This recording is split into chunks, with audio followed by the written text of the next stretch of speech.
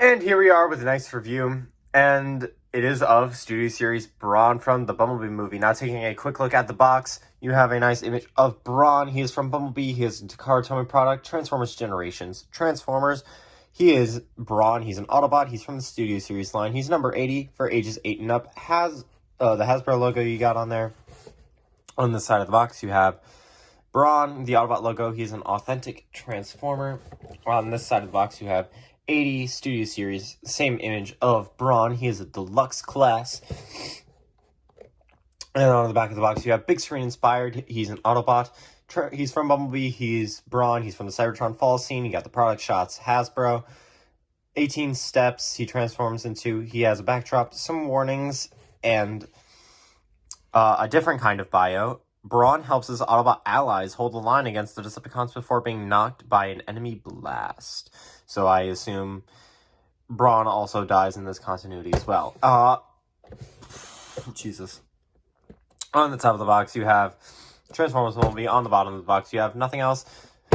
So let's just get Brawn out and see what he actually looks like in the flesh. And here we have Brawn out here, and in his Cybertronian van mode, I can assume. But before we take a look at size comparisons, let's take a look at the details of the figure.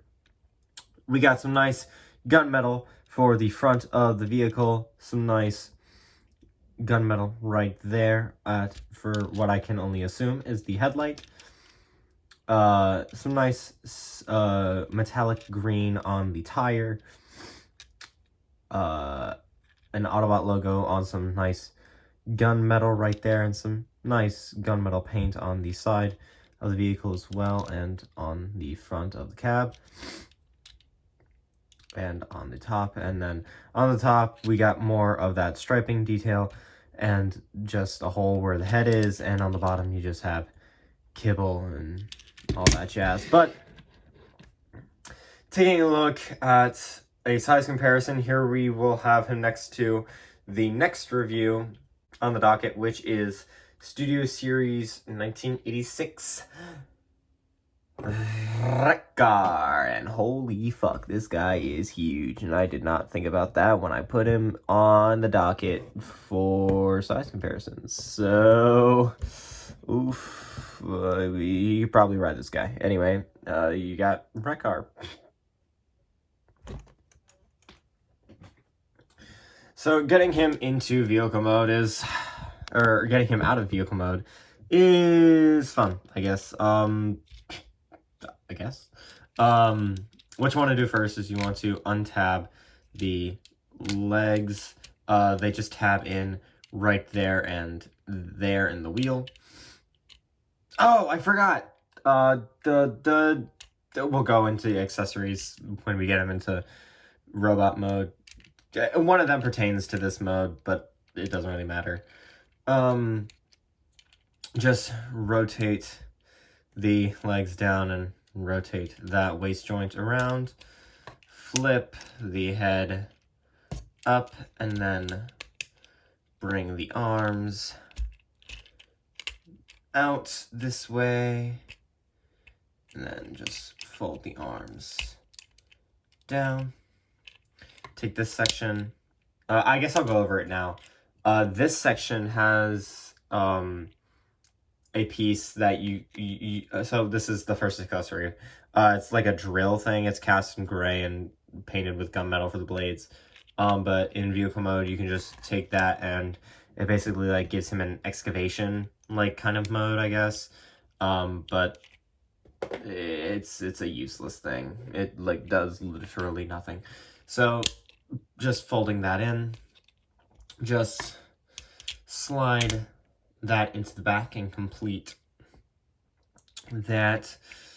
And then what you want to do is you want to fold this all around, rotate around, fold down, flip up the foot, and there you have Studio Series Brawn from the Bumblebee movie in his robot mode. And yeah, dude's a great little figure. I talked about this in my live stream when I unboxed all three of these guys. he was probably my second favorite out of the three of them, right next to Ratchet. And Wheeljack was down there, but he was still a good figure.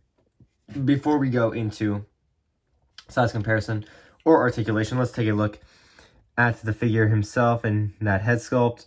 You got some nice gunmetal gray for the main helmet, the shell of the head. And you got some silver for the face and some blue for the eyes. I'm not sure if the camera's really picking up the blue, but it's there.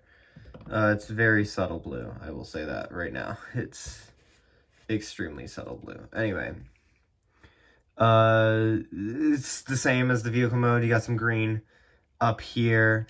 On the shoulders, you have some metallic gunmetal on the shoulder pad. Some nice mechanical detailing for the wrists.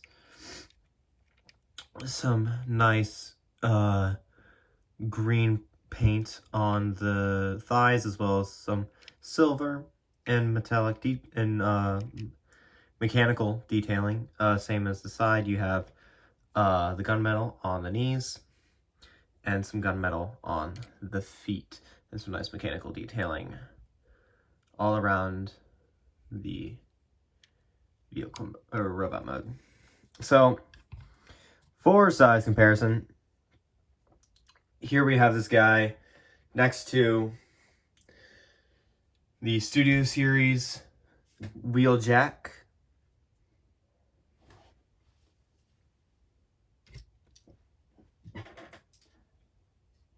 As well as the buzzworthy Bumblebee B127, which I will be reviewing soon. And like I said in the last review, the thing that's going to become a gag, probably, I don't know, is the 6-inch NECA Ghost Face. Stabby stab fun times.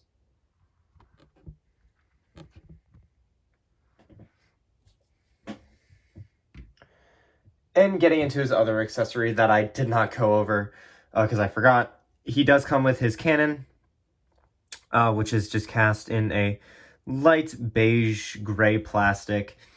Nothing really too special. It's like, I would say it's a thicker, scaled down version of Ratchet's cannon, which is all good.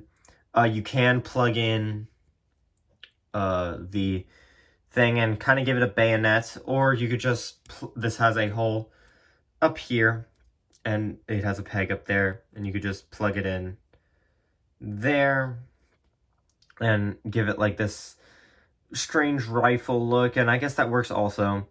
I personally will never have this on the figure and will just be the gun, but you do have options, and options are always nice. Now, going over the articulation of this guy, he does only have a side-to-side at the head, nothing too special because of the dome. He does have, his arm can go out that far, in that far. He has a full range of motion at the shoulder. He does, like Wheeljack, have a double-jointed elbow. Unlike Wheeljack, he does have wrist rotation, and it's not for the transformation. He does have a waist rotation that can go all the way around, like Ratchet's. His leg can go up that far, can go back that far. He does have a kind of double jointed knee, but it's mostly one joint, and it can go a little over 90. He can do that with his foot. That's cool. He can go down, not up, well, a little bit up with his foot, but that's mostly a transformation joint. And he can do a better split than I can. But let's get this guy onto his backdrop so I can give you my final thoughts on the figure. And And here we have Brawn on his backdrop. And this is a figure I highly recommend for anyone who is a fan of the B-movie or of G1 designs in general, because this is one of the most true in the film. I will leave a link down to Big Bad Toy Store or somewhere where you can pick this guy up. And I hope you do, because I don't get money for it, but I would like to at some point. BBTS sponsor me. But there will be a link down to Big Bad Toy Store where you can pick up this guy and all other figures that I have reviewed most likely. And until next time, guys, if you like what I do and you like what you see, please leave a subscription and leave a like. This is your second reminder to please leave a like. I'll see you all in the next video. And until next time, guys, peace out.